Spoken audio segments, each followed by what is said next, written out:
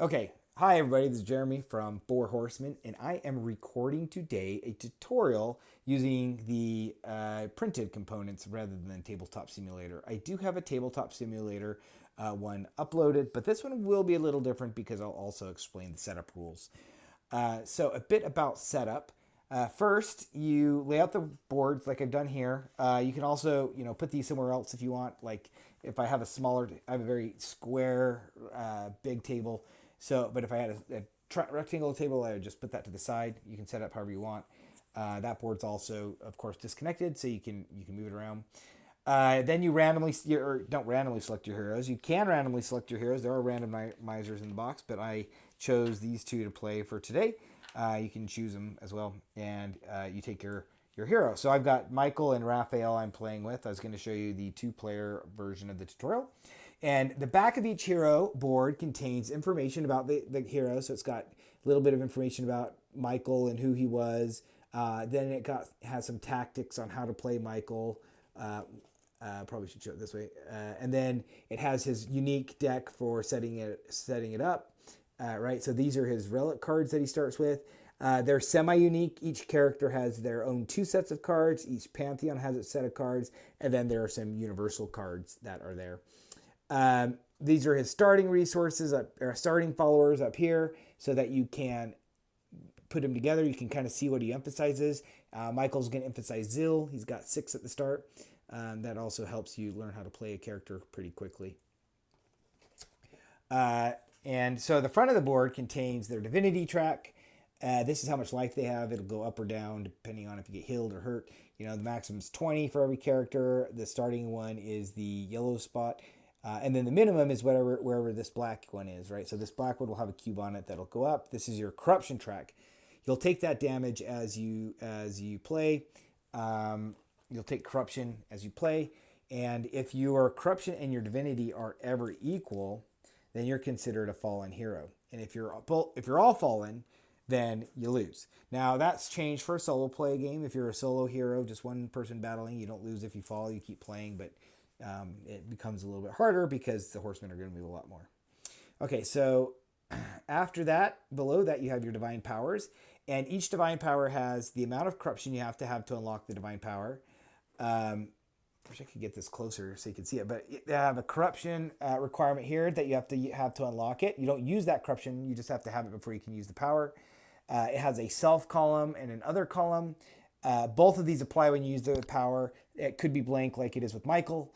Yeah, that's your divine powers. Now, you can use these anytime during the game. So if I wanted to, right now, even at the start, before I do anything, I wanted to punish the wicked, I could kill one demon in exchange for one faith. So one of my faithful followers will go out and kill a demon. Obviously, there's no demons on the board. We haven't started the game, but I could do that. The circles down here are your followers, right? So this is your spiritual followers. For Christians, we have faith-based followers that's shown by this flame symbol. And then there's generic followers for all pantheons, which is wisdom, zeal, and prestige. And each of these do kind of different things. They only do what the cards tell them they do, but in general, your wisdom or your spiritual followers are tied to your divine powers quite a bit. Your wisdom is often tied to removing events and moving the horsemen. Zeal is tied to killing demons, and prestige is tied to buying more relics. And these are basically your influencers, your money, the purple prestige is your money. It's how you buy stuff. That's why it's linked to the relics. Your assassins, bodyguards, whatever you want to call them, your researchers, smart people trying to figure out things, and then just your spiritual guys that like you.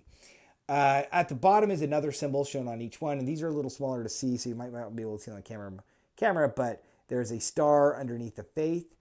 That's a universal follower. They follow every pantheon. The pantheons aren't compatible, so a faith-based follower is not the same as a virtue-based follower from a Greek god or a strength-based follower from a Norse. They're not compatible, but these little star ones are. They believe in everybody. They're very kumbaya on that side and love everybody and will follow anybody who's willing to guide them through the apocalypse. On the wisdom side, zeal, and prestige side, there are these treasure chests And that means anytime you see a treasure chest, you can take any one of those resources. It stands for general. They're just a general resource. Okay, so that's the characters, a bit about them. And Michael is a big warrior. He's going to be able to kill lots of demons. And Raphael is my healer, so she's going to be able to heal me. Yeah, so I'm just putting my starting values on my card. Those are printed both on the back and on the front, so it makes it easy to set up. Got those on my front and the back. I've created their starting index already. So remember on the back, there were these cards, it told me what cards to collect. So I already collected these. So you can see here's Michael's specific card, Judgment. Here's Heal is the one that all Christians get. So all Christians will get this Heal card in their deck. And then the rest are generics. That does get changed up a bit for different pantheons, but that's the general rule. This is my first player token. I'm going to be playing in turns because I can't play simultaneously with myself. It's impossible. All right, so that's the characters. Now let's talk about the game itself, right? The game itself is played over a certain number of turns based on the bad guy. This bad guy says 6, that means 6 turns. So every turn we're going to be turning over the events. We're going to be seeing what bad thing happens. Every villain has their own card, unique card. Every villain has their own powers, and every villain has their own victory conditions. So all of these apply and make the game very different depending on who you're fighting against. For Malaise, she's a tutorial, so she's not going to do much.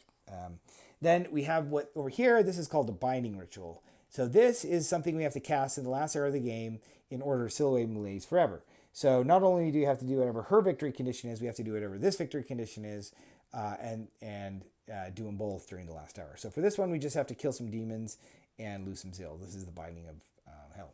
So, okay, so that's that. Now I'm just going to show you kind of how to play by playing it. So the first thing that you do is you turn over one of these event cards. So I'm turning over one of these event cards. It's the Pit of Unhappiness. This is her character-specific event as shown by this board. So we're going to play this one. Basically, whenever you turn over an event card, you have two choices. You can either play it and let it resolve itself over 3 rounds, see 1, 2, and 3, or you can remove it by paying the X cost on the bottom. And really, your team strategy is whatever you want it to be. The top half generally spawns demons. The bottom half usually use followers to prevent it. And so if you play a lot of demon killing ones, of course, you're going to do the top half more often than the bottom half. And this one, I'm just going to do the top half to show you how it works. So let's put a demon. It says each zone plus 1 demon. So I'm going to add 1 demon in every single area. Now, I'm using these, but I also have these minis that come with the game. I like the minis quite a bit. Those are for my home resin printer again. So I just I've lost too many. So I put these here. So there's my demons that are on the board. Now, this column is the 3-player column, and this player is the 4-player column. They're cumulative, so I would do everything in the 2-player column for a 2-player game, everything in the 2 and 3-player column for a 3-player game, and everything in the 2, 3, and 4 column for a 4-player game. I'm only playing 2 heroes, so that's all I'm going to do with that. The next round, it's going to move over here, and I'll do part 2, and I'll reveal a new one. Then it'll move here, do part 3, and I'll have 2 other ones following it, but it builds up over time. That gives you some time to prep and get your deck ready. Okay, so now it is the planning phase. I'm going to do the planning here. So planning is I'm going to have 5 cards, 1, 2, 3, 4, 5, and I'm going to play them down below. So Michael, for example, he's going to heal. Not a lot of demons, so he's just going to punish the wicked to get rid of them. So I'll play some Illuminate. He'll play that. Okay, so and then after you put your cards down, everything in your hand is discarded. So his last card is discarded. If I could draw more than 5, I would discard all my cards. Now, Raphael. So Raphael gets to do 5 cards. She's going to do this one and this one. I'm just going to put them out because it doesn't really matter for the tutorial. And now I can move. Now, during the planning, you actually can do things in any order. And there's 3 things you can do in planning. First, you put out your cards. Second, you move. And third, you use any upkeep effects. And upkeep is shown right here on your board, or there's upkeep effects on the events. But basically, that's a permanent effect that happens once per round. I don't have any upkeep effects out, so nothing's going to happen there. Okay, so I haven't moved. I did play out my cards, haven't moved. I can only move once per round, and only during the planning phase. So once the planning phase is over, I can't move anymore. So I'm going to go ahead and move over to here with Michael because Raphael is not a killer of demons. She is a healer. And we'll call that good. So now I start resolving them. And whoever has this token is the first player. That player uses one of their sections first. So Raphael has it right now. She's going to go first. So she's going to resolve her sacrifice. And I just picked that. She could have done her boons or her use first. It doesn't really matter which one you do first. Well, sometimes it does. I mean, it depends on the game, right? Sometimes Michael might need whatever resources she's generating. But for this time, she doesn't, for the first turn, it really doesn't matter as much. Okay, so Michael's going to take some stuff. He uses Zill a lot, but he's going to take a blue and a Zill. And that's because this card has other on it. It says one other hero gains a corruption and takes 2 generals, so he took 2. And Raphael's going to take 3. And on the cards are, she's going to take 1 Zill, 1 wisdom, and why not another? Let's take another Zill. On the card is a sacrifice section, a use section, and a boon section. And she played this during the planning phase in her sacrifice section, so she gets the sacrifice benefit. If she put it in her use section, she would get the use, and if she put it in the boon, she get the boon. And you get everything on the card. Some cards say other, and that means one other hero, like this Inspire does. Some cards say all, and that means all heroes. Some cards say one, and that means one hero. That's really all the keywords you need to know. Sacrifice cards, though, are removed from the game. So this card is gone from the game forever. She's used up her Inspire. It's gone. All other cards go to your discard. So now it's Michael's turn, and he's going to choose to do his boons. So he's going to take 2 Zill from his Smite. So that's 2 of these. And then he's going to take 1 Wisdom and 1 Prestige from his Prayer. Now, his cards didn't say other on it, so only he gets benefits from it. But that's just fine. Okay. Now play passes back to Raphael. She's going to use her boon, so she's going to get 3 Prestige, and then she's going to get 2 Zill from her Smite, and those are discarded.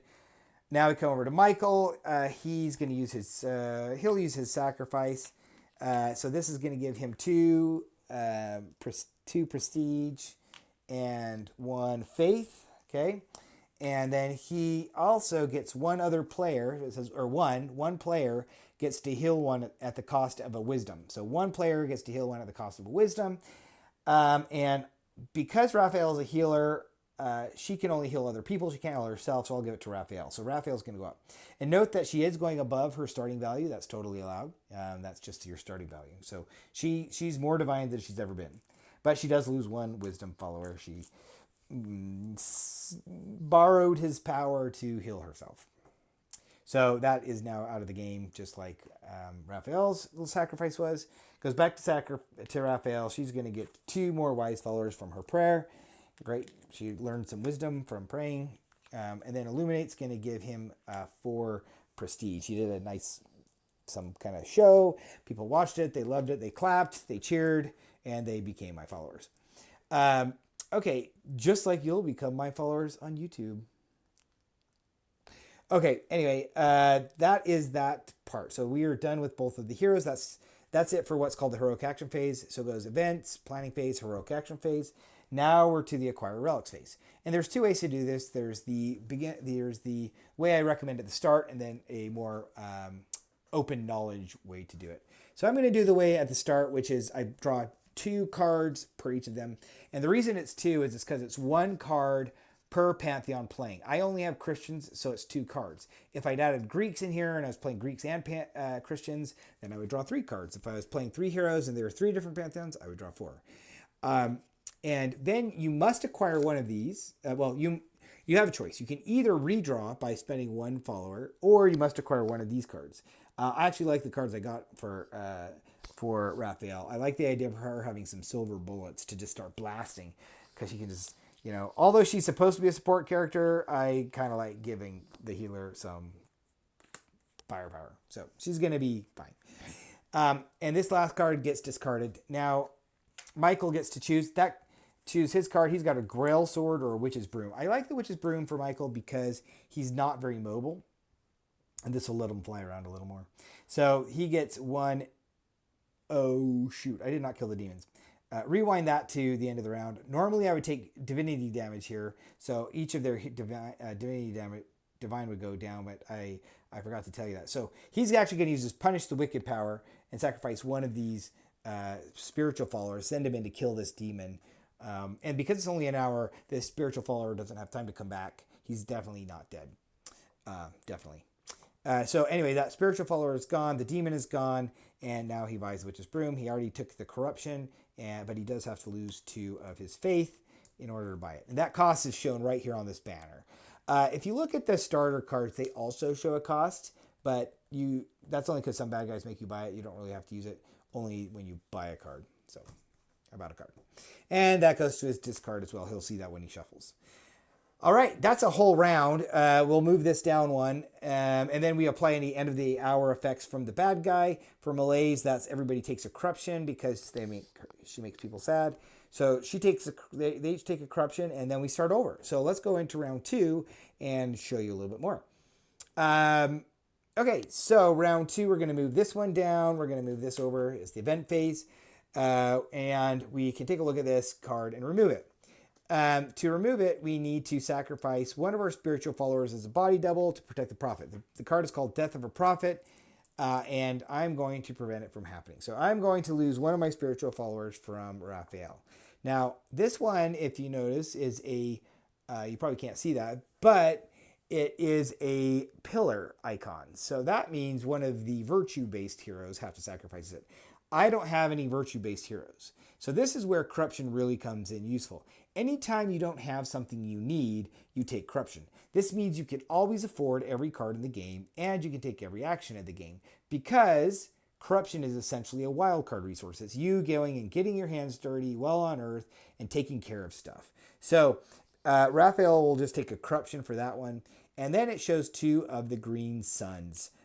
So we can split that up however we want. So each of them will lose 1. Because remember, the sun is any universal spiritual follower. So it could be Greeks, it could be Christians. I'm playing 2 Christians, so that's all I've got. Now we come to this keyword all. It says all -1 wisdom. So both of them have some scientists that go and try to, or some Googlers that are trying to figure out where bad guys are coming from. It says -3 zeal, so I lose 3 zeal. And Raphael does not have 3 zeal. That was a big oversight on my part. So I think she will be taking some corruption.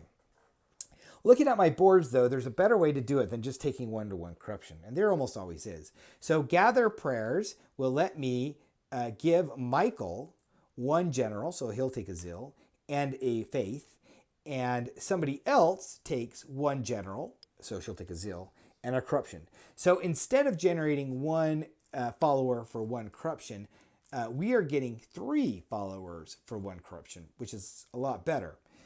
We can actually do that again right now. So we'll go up and give Raphael another corruption to give her last zeal.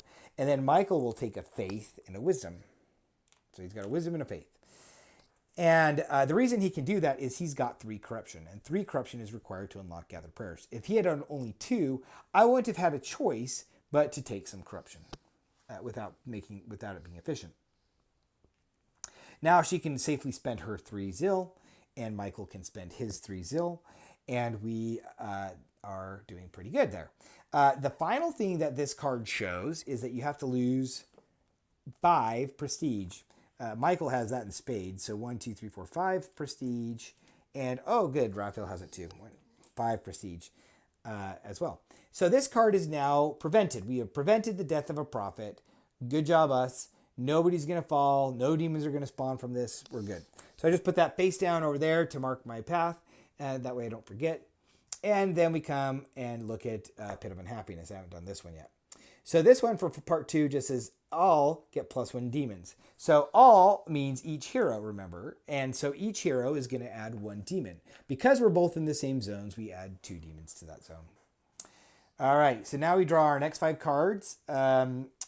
Raphael has her heal, prayer, inspire. First player marker also passes at the end of that last round. I forgot to do that. So first player marker would be here.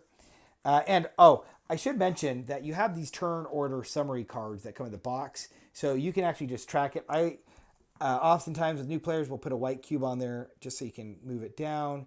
and track as it goes, right? So you can track it. On the flip side of this turn summary is an iconography that tells you what all of these different symbols mean. Generally, they're color coded, so it's pretty easy to play. People sometimes look at it and go, "That might be a lot of icons." It's less than most games. Like, Terraforming Mars definitely has more icons than this game does. Gloomhaven has more icons than this game has. But I think it can be overwhelmed because there's a lot of them all at once. So if you play this game, the different icons are shown here. You've seen most of them. Green is spiritual, blue is wisdom, Zil is orange, and purple is prestige. Demons are red. The minis are also red on the demons, so they even match. But divinity's yellow, corruption's black. So as long if you're colorblind, it's a little harder, but not terribly so. Just because everything's color coded. Okay, so we're to the planning phase. So she'll go ahead and heal Michael in exchange for, the great help he gave her, and then she'll play these out like this, I think, because she needs some Zil, so she wants to get some of that.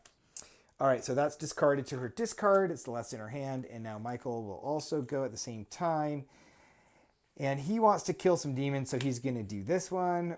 He'll sacrifice his Inspire and do that one there. Okay. Now we resolve them, again, in turn order. Or if you're playing concurrently, you both do a set of cards at the same time. So, for example, Raphael would do one set of cards while Michael would. And they don't have to be the same. Like, Raphael could say, I'm going to do my boons. And Michael will say, I'm going to do my sacrifice. And you just both do it. Again, not doing that because it's impossible with one player. I don't have two voice boxes. Okay, so Inspire is the first thing he's going to use. He's going to get 3 of whatever he wants, except for green, because remember, green does not have the treasure chest symbol, and this Inspire has the treasure chest symbol, so it can only be treasure chests. So he took 1 wisdom and 2 prestige. Now she's going to take 1 more corruption, so she's feeling pretty corrupt. She just unlocked her divine restoration power, but she also gets 2 general, and she is definitely going to take some Zil. She needs some of that. She doesn't use a lot of Zil, but it's painful not to have some. It's okay, so that's gone, so that's out of the game. Now she'll go ahead and do her Inspire in her use, and she's going to take 2 Zil for that, so it's right there. And then he'll do his boons, which is 3 more prestige, which I actually threw over there, and 1 Zil and 1 faith, and those are discarded. And then she'll do her boons, I guess. She'll do 2 faith and 1 prestige. And it says other hero gets 1 prestige, so Michael will take 1 more prestige. And then he'll go ahead and do his use, which is to kill 3 demons. Now there are only 2 there. So one important point is that anything that is positive benefit for the heroes is optional, and anything that is negative is required. So because he can only kill, he could have killed up to 3 with this smite card because it says -3 demons, but there's only 2 in the spot, and you can only kill where you're at. So he kills the 2 that he's there and then wastes the last one. He does have to sacrifice a zealot for that. So he sent a zealot out to kill those 2, and that's gone. Finally, the heal is going to happen. She's going to get 2 prestige and 1 faith, and Michael will get a divinity and lose a wisdom. So sacrifice that. So that's out of the game too. So boop, over there. Now, if there had been demons in my zone, I would take damage. Again, no demons in my zone. The ones out in the world just kind of sit there doing whatever, having a good time. Party. It's the apocalypse. This is their moment of happiness. So they're not going to attack me or anything like that. So we're going to move this down 1. That's the round marker, counting down to the end of the world. And we get a buy, though. Let's see. Okay, Raphael. Raphael will buy the 7 league boots for 4 general. So it says 4 general, which means I can choose any one of these, wisdom, Zil, or prestige. She'll just do 4 prestige and put that over there. The other one gets discarded. Michael will buy the stone tablets. So he'll take that. So he'll get the stone tablets. He'll sacrifice 3 of his prestige followers to fly him out to go get it. It's probably in the Middle East, and he's in Africa. So not too far, but then he'll sacrifice another one prestige to do, the filming. Got to make sure this is televised, and then 2 faith-based followers to carry out those tablets. That one gets discarded. Now I'm out of cards in both decks, so I shuffle these up, and I draw again the 5 cards. 1, 2, 3, 4, 5. Now, can you ever draw more than 5 cards? The answer is yes. There is a symbol in here that lets you draw more than 5, and I'll try to buy a card that has one of that so you can see it. It doesn't really give you more cards you can play, but it does do 2 very helpful effects. First, it mills your deck so that you go through your cards faster and can shuffle and maybe get something better. And second, it gives you more options. So you have an extra card in your hand, still only playing 4, but you have, 5, you have 6, 7, whatever number of cards, depending on what you draw. Okay, so that's his draw. Let's see what we got. Okay, so now we're getting into the events. We push these over, reveal a new one. It's the Giants. And this one says 1 horseman is going to move. Now, sometimes the horseman says, a specific horseman, in which case you'd move it. Like if it said war, you'd move war, right? This one just says random. So I'm going to roll the dice. I got a 4, which is going to move famine. There's a number next to each horseman, tells you what they do. So the horsemen are forces of chaos. They're in every game. That's why it's called the 4 horsemen. But they create all kinds of bad stuff on Earth that happens. And so when they move, some catastrophe happens. And this one is going to be losing 2 zealots and 2 prestige. Now, if any one of them reach the center of the board, then you lose. Okay, there's a few ways to lose this game. First, any one of this horsemen reach the center, you lose. 2, if you're both fallen, all of the heroes are fallen, you lose, i.e. your divinity and your corruption are tied. Third, if there's one of these areas that have 10 or more demons and you fail to reduce the number of demons below 10, by the end of the turn you lose. And finally, if you don't fulfill the victory conditions over here on the binding ritual and the character card, then you lose. So lots of ways to lose. You only win if you can make it to the final hour and complete both her victory, the villain's victory condition, and the binding ritual. If you don't do both, you lose. Now, one other thing now I'm going to kind of skip ahead a little bit and pretend like Michael's fallen, right? So Michael's fallen now, right? His divinity and corruption are tied. If he did not want to spend one of these followers, if he didn't want to sacrifice one of these followers, and he needed to do so, let's say he'd lost all his prestige and he needed to pay a prestige. Now, every time he would take corruption and can't, he must move one of the horsemen. So he can choose which horseman he moved, but you're accelerating the game because you're moving these guys closer to the center.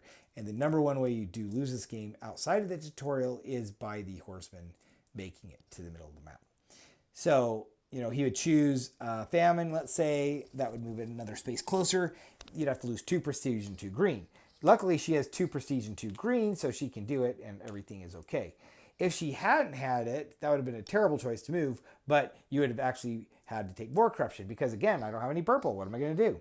And I'll tell you, the answer that you need to do is generally look at your divine powers, because there's usually a way to do it with divine powers. And if not, you're probably going to lose the game if you can't find something that works. Let's see. The last thing I want to talk about is the world board has symbols on it as well. So just like when the horsemen move, when you fill up the world with demons, bad things are going to happen. Demons are going to hunt down and kill your followers. So every time you cover up one of these symbols, you lose a follower, right? So, when Oceania hits 6, you're going to lose a prestige. When Africa hits 6, you're going to lose a general. So each of them have a different theme of what you lose. But on the 10th one, they all do the same thing. They move one of the horsemen. And that's basically how you play the game. There is a variant I do like to use that I'll show you, which is that instead of drawing based on the number of pantheons and each having your own, you have a shared market of things. So you would draw 6 of these cards, right? And you would all buy from the same market. This allows you to coordinate a little better, especially when you're playing cross pantheon, to say, okay, I'm going to buy this, you buy that, etc. At the end of that, you slide the top 3 out and get rid of them.